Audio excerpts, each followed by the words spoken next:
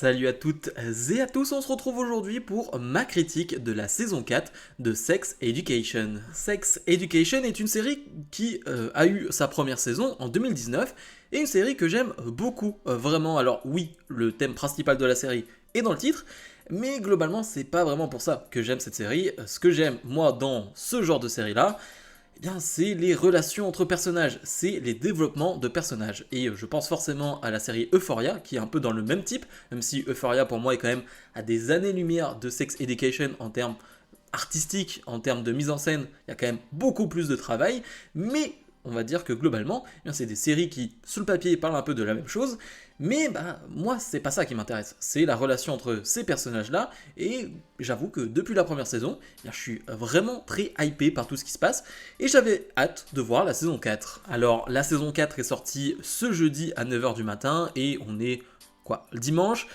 J'ai regardé les 8 épisodes en quelques jours, j'ai fait ça assez rapidement parce que j'étais happé par ce qu'il se passait. On va revenir dans les détails, bien évidemment c'est une vidéo qui va contenir des spoilers, mais je vais être assez vaste, on va dire, sur certains sujets.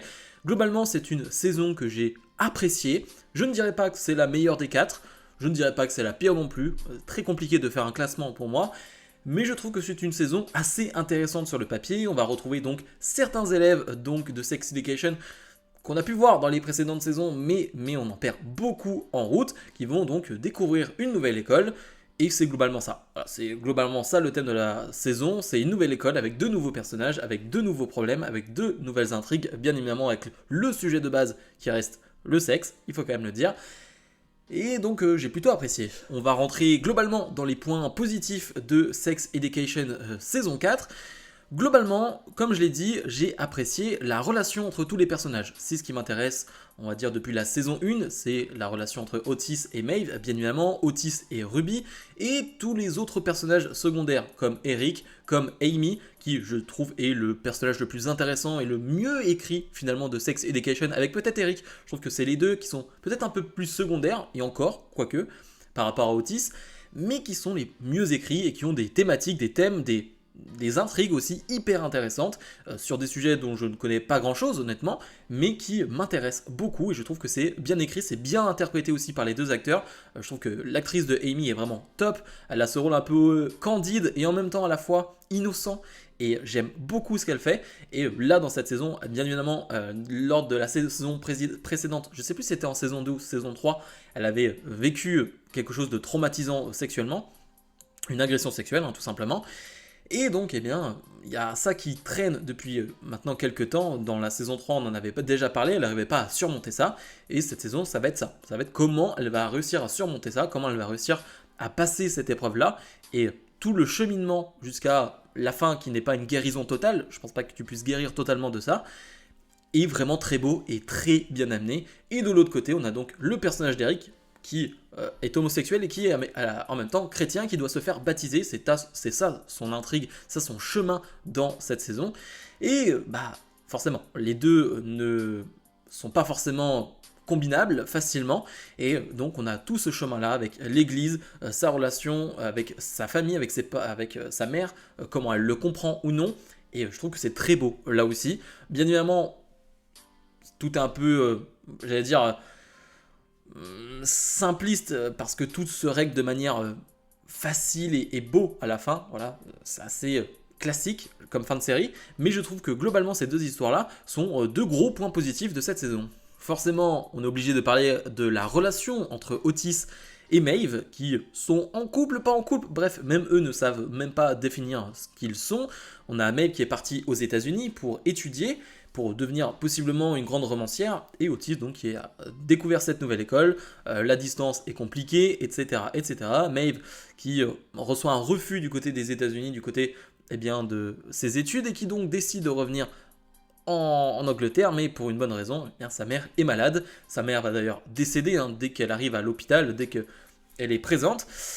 Et c'est hyper intéressant. C'est hyper intéressant, je trouve que Maeve est aussi l'un des personnages les plus intéressants de Sex Education parce que On voit son enfance compliquée, son adolescence compliquée par rapport à sa mère, qui est une toxicomane. Et donc ça, c'est hyper intéressant à suivre. La relation avec Otis qui n'est pas forcément le plus intéressant vraiment cette saison. Et c'est peut-être le cas depuis la saison 1, je trouve. C'est pas le personnage le plus intéressant, c'est peut-être celui qui est plus mesuré à certaines reprises. Il joue le rôle de sexologue à plusieurs reprises et c'est un peu ce qu'il aime faire. Mais je dirais pas que c'est le personnage le plus intéressant, mais sa relation avec Maeve est hyper intéressante. Et surtout là, dans ce contexte-là, avec forcément la mort de la mère de Maeve, une Maeve qui va être un peu déboussolée, avec en plus ses études qui se passent pas très bien du côté des États-Unis, alors qu'elle a un talent certain, et entre en jeu, eh bien, je trouve le meilleur personnage de cette saison, eh bien c'est Jean, la mère de Otis. Jean donc qui vit une dépression post-naissance, alors je sais plus c'est quoi le terme exact, parce qu'elle vient d'accoucher, les mamans donc d'un nouvel enfant, et forcément c'est compliqué à son âge de gérer ça, plus le boulot, etc. Et puis il y a une vraie dépression qui en coule derrière, on connaît pas le père, on va le découvrir ensuite derrière, mais à la limite c'est pas vraiment ça qui est hyper intéressant. C'est vraiment le personnage de Jean qui est en dépression. On va avoir la sœur de Jean, donc Johanna, qui va être présente. C'est Otis qui la ramène, parce qu'il sent que sa mère a besoin d'aide. Et va s'en suivre vraiment... Je trouve que les meilleures scènes de cette saison, c'est avec Jean et sa sœur, par exemple. Il y a vraiment de gros discours, surtout sur les derniers épisodes, sur la dépression, sur la manière de vivre les choses. Sa sœur qui a été agressée sexuellement quand elle était plus jeune, et tout ça remonte à la surface aujourd'hui. On voit à quel point ça a été des traumatismes pour eux dans leur vie, dans les relations qu'elle a pu avoir amoureuses, donc sa sœur. Et je trouve que c'est hyper intéressant, c'est hyper bien amené, et Jean est vraiment un super personnage, et aussi c'est sûrement la meilleure actrice, j'ai envie de dire, du lot. C'est Gillian Anderson, je sais pas si on le dit comme ça, qui est vraiment une superbe actrice et qui fait très très bien son rôle, et je trouve que c'est vraiment l'un des personnages qui ressort le plus cette saison. Et comme je le disais, elle va avoir un rôle à jouer dans la relation entre Otis et Maeve, et c'est ça qui m'intéresse beaucoup, c'est ça que j'ai beaucoup aimé, c'est que clairement elle veut le bonheur de son fils, mais elle va clairement dire à Maeve: tu dois retourner aux États-Unis parce que tu es doué et parce que tu dois faire ça, tu dois continuer tes études, malgré le fait que ton professeur ait dit que tu n'étais pas doué, que tu ne devais pas continuer. Non, tu dois le faire, tu dois leur montrer. Tu dois leur montrer que tu es au niveau. Tu ne te fais pas confiance, moi j'ai confiance en toi. Et j'aime beaucoup ce discours de Jean qu'elle va avoir, cette relation qu'elle va créer avec Maeve en une soirée, juste un dîner, parce que Otis est bloqué dans un ascenseur à l'école. C'est vraiment quelque chose que j'ai aimé. Un Otis qui va beaucoup en vouloir à sa mère tout au long de la saison. Finalement, il va comprendre pourquoi elle a fait ça, ils vont se réconcilier. Et on va pouvoir attaquer les points négatifs. Parce qu'il y en a pas mal. Déjà, visuellement, je trouve pas ça très beau, mais ça, c'est un peu le cas depuis la saison 1, c'est-à-dire que c'est une série Netflix de base, j'ai pas l'impression qu'il y a un gros budget, et c'est pas très bien filmé. Je ne sais même pas qui réalise ceci, mais en termes de mise en scène, il n'y a pas vraiment d'idée, il n'y a pas vraiment de choix. C'est classique. Vraiment, on prend pas de risque à ce niveau-là. Sauf que, dans cette saison, comme je l'ai dit, on était avec Eric qui hésite à se faire baptiser, et il y a tout ce truc tout au long de la saison de Eric qui serait guidé par Dieu, sauf que dans l'idée c'est sympa, sauf que ils ont voulu le montrer visuellement, c'est-à-dire que avec des FX particuliers, on peut le dire, de Dieu qui va se présenté face à lui. On va avoir quelques scènes comme ça avec des FX, des effets spéciaux vraiment très très moyens. Clairement une série qui n'a pas le budget pour faire ce genre d'effets spéciaux.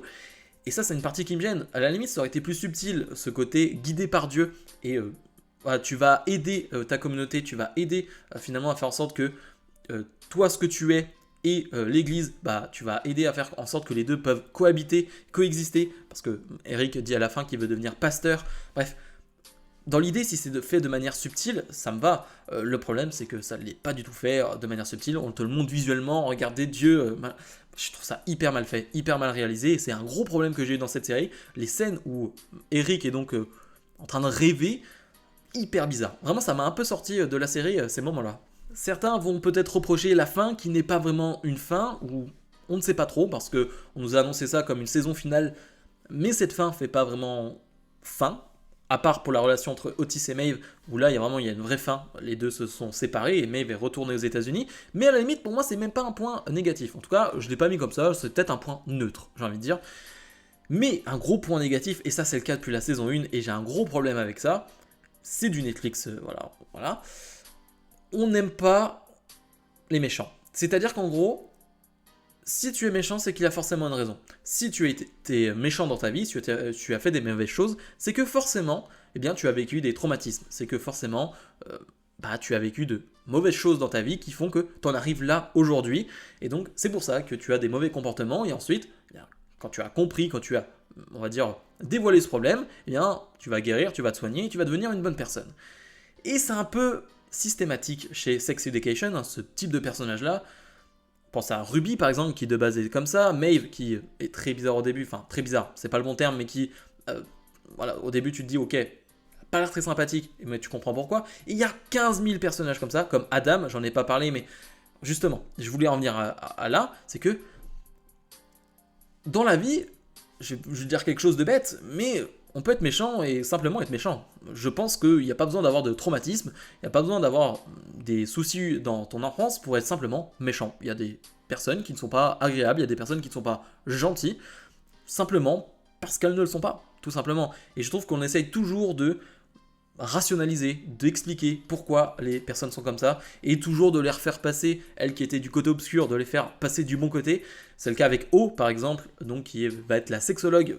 J'ai pas trop aimé l'actrice, je sais pas trop l'actrice, si on lui demande de jouer comme ça ou pas, mais il y a un truc qui va pas. Il y a un truc sur l'actrice de O qui va pas, et justement, on te la vend comme un mauvais personnage au début, mais bien évidemment, on comprend qu'il y a eu des traumatismes, etc., et que finalement, c'est à cause de ça qu'elle est comme ça, et tout va aller bien à la fin. Et c'est ce problème que j'ai avec Sex Education, c'est que, voilà, on a des problèmes, on a des personnages qui sont soi-disant méchants, qui ne sont pas des bons êtres humains, mais qui vont finalement l'être, et qui ont de bonnes raisons de ne pas l'avoir été.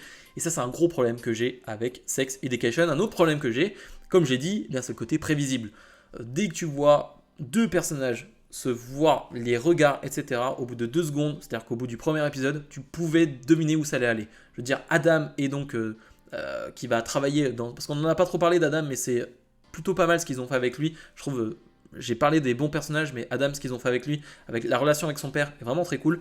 Mais c'est le côté prévisible qui m'a énervé. C'est-à-dire que première fois qu'il arrive dans son nouveau travail, donc il va s'occuper de chevaux, il va croiser donc une fille qui travaille là-bas, qui est la fille donc du boss, et au premier regard, tu comprends que les deux à la fin vont sortir ensemble. Et bien évidemment, à la fin, elle lui propose un date, donc on comprend où ça va aller. Mais c'est vrai que j'en ai pas parlé dans les points positifs, mais Adam, clairement, gros personnage de cette saison, et beaucoup aimé l'acteur aussi, qui a été vraiment très bon. Donc c'est ce côté prévisible, je trouve, qui est un peu dommage dans cette série, et même dans cette saison. Globalement dans cette série quand même, c'est assez prévisible tout ce qui va arriver, mais pour faire un bilan, ça reste une saison agréable pour moi. Alors vous le verrez, bien évidemment j'ai oublié plein de personnages et en même temps c'est tout le principe de Sex Education, ils ont introduit énormément de nouveaux personnages, les nouveaux élèves par exemple de cette nouvelle école, j'ai pas été très réceptif à certains honnêtement. Il y a par exemple Cal qui a une relation avec quelqu'un et ça j'ai trouvé ça cool ce qui s'est passé avec Cal par exemple, mais globalement j'ai pas été on va dire happé par ce qui s'est passé dans cette nouvelle école, et même la relation par exemple entre Amy et donc je n'ai plus le nom, je vais plus la voir, mais donc l'un des amis de Maeve qui est donc en fauteuil roulant, hyper intéressante là pour le coup, mais c'est parce que Amy est un super personnage. Mais bref, je divague un peu. C'est une bonne saison, je trouve que c'est une bonne saison. Comme j'ai dit, il y a plein de sujets dont je n'ai pas parlé, etc., mais il faudra en faire des vidéos de 2 heures quasiment, parce qu'il y a tellement de choses, c'est tellement plein, c'est tellement rempli, cette série de choses, qu'on pourra en parler pendant des heures. Mais voilà, globalement, j'ai quand même passé un bon moment. Si vous l'avez vu, n'hésitez pas à me dire ce que vous en avez pensé, en étant respectueux, bien évidemment, ça reste la base. Bref, comme d'habitude, n'oubliez pas de mettre le pouce vers le haut, de vous abonner. Et nous, on se retrouve dès la semaine prochaine pour d'autres vidéos. Salut